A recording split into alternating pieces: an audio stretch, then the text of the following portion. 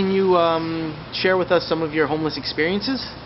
Yeah. I started out staying in a shelter in a fairly small city and felt trapped there, didn't feel like I could reach, artistic potential or even my life's potential. I thought that I was, destined for something bigger.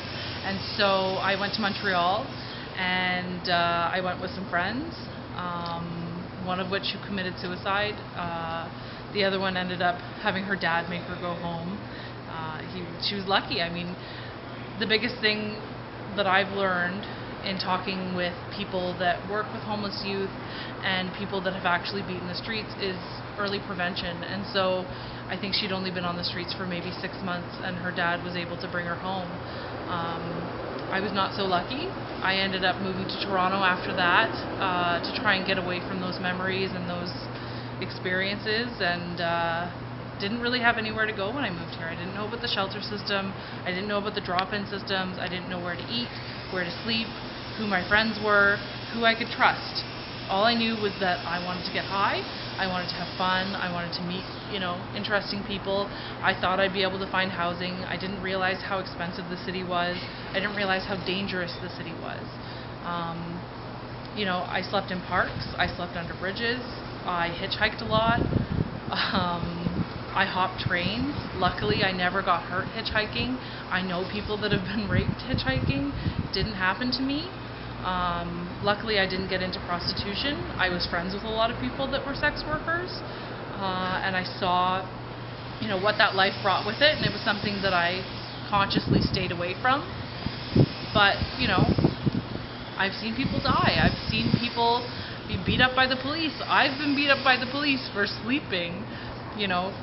I don't know how it's aggressive to be sleeping in a park or sleeping in Nathan Phillips Square, and that it's an appropriate response from a police officer to mace you awake or to kick you in the face awake and then arrest you for disturbing the peace when you put up a fuss.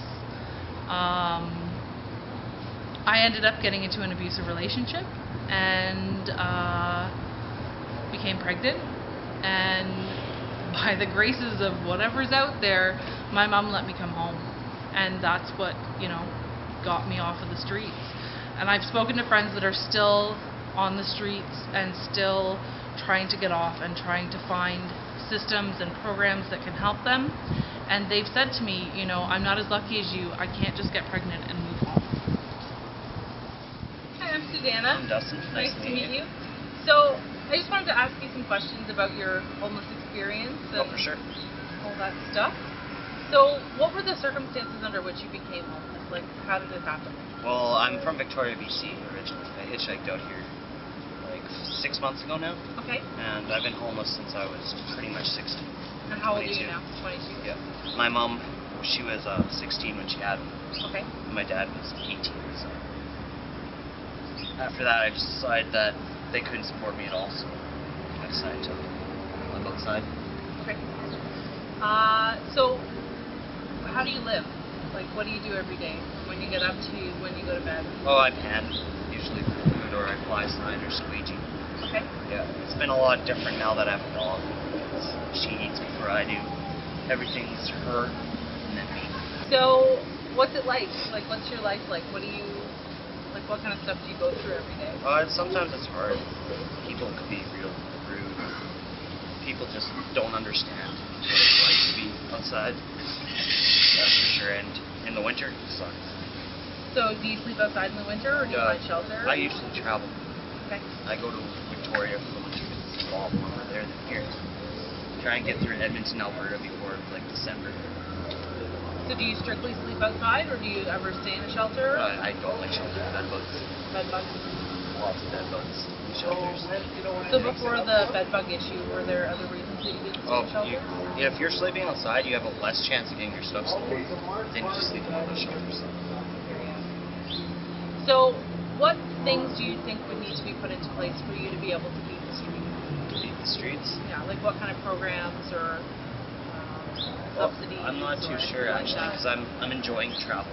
Okay. Yeah, I'll probably settle down somewhere eventually when I'm a bit older, but I want to see more out east before I settle down. Okay. I haven't been to Montreal or Nova Scotia. So you pretty much, you don't want to No, not get yet. off the streets? Not you yet. just want to Travel. keep riding the Yeah. train? Yeah. Yeah. I hear you. Well, Yeah. I don't want to ride a train into the States though. Yeah. I already did that and I got arrested. I rode trains. Yeah. I went to North Dakota Nice. and they deported me to Winnipeg. Oh. I was in jail for 46 days. My nickname was Canada. Ah. So what is your experience with the police been like? Oh, pretty bad, man. Actually, my friend, the other dog I was walking, that's his dog, he just got arrested for assault on a police officer. What did he do? Nothing. He was getting up, packing his bag, and this one police officer had a problem with him since last year. He used to be really bad, drinking Listerine and stuff. Yeah. And he was packing his bag and everything, and he turned around, and the police officer just tackled him to the ground. He had his dog like this, Yeah. and he was on top of his dog, so all he did was go like this. Yeah. So my friend Jeff there can move the dog, and they charged him with assault because of that. So they consider the puppy a weapon. Yeah. Yeah. There And you then have another it. time we were right down there. We were walking down the street this way. My friend dropped a cigarette from behind his ear. It fell on the ground. He picked it up, put it back in the ear, copied, and was like, "Okay, you're charged with littering." Gave him a ticket for littering. So they pretty much just try and come after you for Oh yeah, whatever they can. like the G20 summits. I don't know if you were around here for that, but I chose to leave it. oh, me too. I hitchhiked to London, Ontario. Yeah. Yes. Do you know, like, any of your friends, what happened with them during the G20? Oh yeah, lots like, of them got arrested. Yeah. Yeah. One of my friends got pepper sprayed for no reason. Yeah, that's not Yeah, it was tough. horrible. It was horrible out here. They spent like, I don't know how much money it was on their supper and everything. Yeah. Yeah, but it was ridiculous how much money they spent. I hear you. Yeah. Well, thank you Oh, for not a being problem. open and honest with Not us. a problem. I like the documentaries. I think Yeah. they're really cool. Well, the prof that I'm teaching for, are you still filming? Yeah, yeah. You don't have to. No, this is cool. This is good. Oh, okay. The prof that I'm filming for is doing a class called E-Business Society, Oh, so that's- she's kind of trying to teach the next generation of activists about the issues actually Yeah, yeah. facing our society. And so I used to be homeless. And Oh, really? Yeah, I was. I was for about 3 years. I've been off the streets for 5 or 6 years Oh, good now. for you. Good for you. Are you And- from here? Not originally. Where are I'm you from from? small town Ontario, like Paris, Ontario. There's And a I Paris, Ontario? There I didn't is. even know there was a Paris. There's a London, Ontario, and a Paris, Ontario. I lived in London, I lived in Toronto, lived in Montreal, did the same thing. Hop trains, Yeah. hitchhiked, Yeah. got beat up by the cops. It seems to happen that way a lot. Yeah, that's pretty much it. Yeah. What sort of things need to be put in place for homeless people to beat the streets?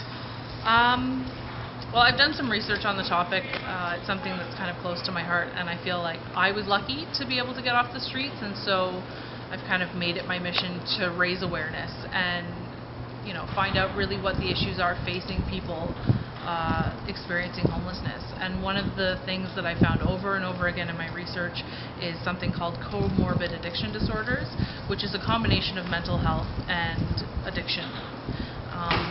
And for me, the biggest issue facing homeless people is that there aren't enough services that treat both of these issues together.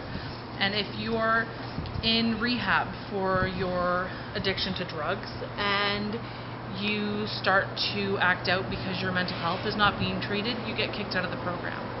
If you put yourself into a hospital to have your mental health treated and you are within a program and you start using drugs because you don't have that to self-medicate yourself anymore, then you get kicked out of the program. And so people trying to overcome their demons don't really have enough services there to help them. The other issue for me is affordable housing and our social assistance rates. Even if you're living on the streets, I think you get something like $200, tops $250. If you're living in an apartment and you're a single person, you get $525. And the average rent in Toronto is not $525, even for a bachelor apartment or renting a room in a house. And so you don't have enough money to wash your clothes and buy your food and pay your rent. So how are you supposed to work when you're still dealing with mental health or addiction issues, even if you have that affordable housing? And So bringing it all together and having programs that work to raise allowance rates and raise awareness about comorbid disorders is crucial to fighting the war on homelessness.